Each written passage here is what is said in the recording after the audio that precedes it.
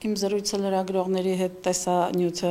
կա եւ ամենուր եւ շատ մամուլներում տեղադրված է եւ պարզ տեսանելի է, որ եւ լրագրողի հարցը ինձ եւ իմ պատասխանը բացառապես վերաբերում էին մադրիդյան սկզբունքներին եւ վերաբերում էին 2010-11 թվականների քննարկումներին եւ ես ընդհանուր գծերով ներկայացրել եմ մեր դիրքորոշումները, մեր մոտեցումները նրա մասին, որ մենք շեշտադրումը դնում ենք Արցախի ժողովրդի հանրաքվեի, այսինքն կամ արտահայտության վրա, անկախության ճանաչման վրա եւ ստատուսի վրա եւ Մինսկի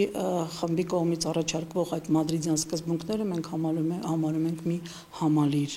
ամբողջական, որին պետք է հենց այդպես ամբողջական մոտենալ։ Որևէ անդրադարձ այդ զրույցի մեջ չի եղել այսօրվա իրողություններին եւ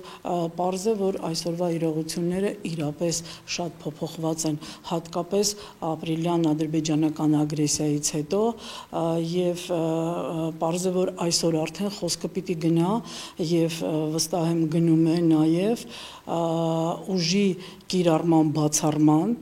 եւ դրա երաշխիքների մասին, այսինքն որպեսզի բացառվեն ապագա ագրեսիաները, խոսքը պիտի գնա եւ գնում է հետաքննությունների մեխանիզմի վերաբերյալ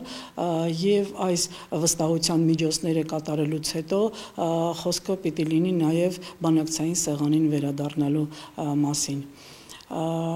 Ինչ վերաբերում է նրան, որ իմ արտահայտությունները եղել են պարտվողական կամ զիջողական բնույթի, ապա ես պետք է ասեմ, որ իսկապես իմ կենսագրությունը շատ հայտնի է Արցախյան անկախության պայքարի առաջին օրերից, ներառյալ եւ Արցախյան ազատամարտը, եւ ես բոլորովին այն մարդը չեմ, որ երբևիցե պարտվողական կամ զիջողական տրամադրված է եղել։ Հայտնի են նաև իմ մոտեցումները, որ ես հաճախ բարձրաձայնել եմ տարբեր քննարկումների, բանավեճերի ժամանակ, տարբեր երկրներում, տարբեր երկրների ղեկավարների կամ պատգամավորների հետ եւ դրանք եղել են, որ Արցախյան հարցի լուծման բանալիները չեն գտնվում որևէ մայրաքաղաքում եւ ոչ էլ գտնվում են որևէ մեկի ձեռքերում, այդ բանալիները բացառապես Ստեփանակերտում են եւ բացառապես Արցախյան ժողովրդի ձեռքում, ով պայքարում եւ մաքարում է։ Իմ այդ մոտեցումները նաև արտահայտվում են միջազգային հարթակներում իմ աշխատանքի մեջ, որը դուք ականատես եք եղել, կարողացել եք տեսնել, կարծում եմ, օրինակ ԵԽԽՎ-ի աշխատանքներում, Եվրոպայի խորհրդի խորհրդարանական վեհաժողովի աշխատանքներում իմ գործունեության մեջ, երբ ես նպատակ եմ դրել եւ իմ գործողությունները տարել եւ տանում եմ դեպի նա,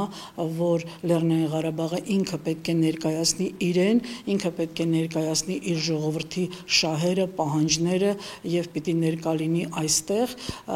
ինչպես եւ բանակցային սեղանի շուրջ։ Այնպես որ այս ամբողջ երևույթը իմ խորին համոզմամբ ընդամենը թյուրիմացություն է, թյուրն բռնում իմ խոսքերը այլ ձևով կամ կոնտեքստից պոկված ներկայացնելու մի փորձ է եւ սա պարզապես շահարկում է, որի մեջ ինչ որ այսպես հերթական սենսացիա ստեղծելու մի պատրվակ եմ տեսնում։ Իմ խորին համոզմամբ մերժել բանակցությունները կամ հանդես գալ պատերազմական կոչերով, ագրեսիվ ռիտորիկայով դա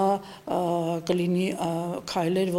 որ մեզ կհավասարացնեն Ադրբեջանի հետ, իսկ դա հարիր չէ մեզ։